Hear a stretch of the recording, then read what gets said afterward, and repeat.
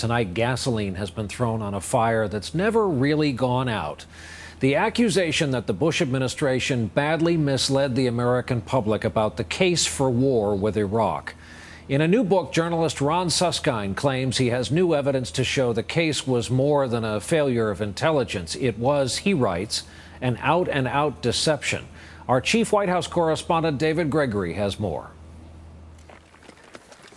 It is the strongest accusation against this president that he misled the American people about the case for war in Iraq. We cannot wait for the final proof, the smoking gun that could come in the form of a mushroom cloud. In his new book, The Way of the World, journalist Ron Suskind argues there was evidence before the war that Iraq had no weapons of mass destruction. The source, Iraq's intelligence chief, Tahir Habbush, who Suskind writes first met with British intelligence early in 2003, months before the invasion was launched.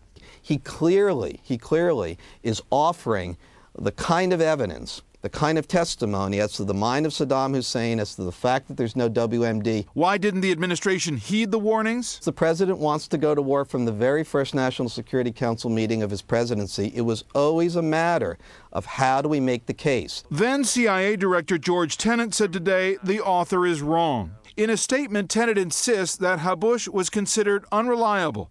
He, quote, failed to persuade his British interlocutors that he had anything new to offer by way of intelligence.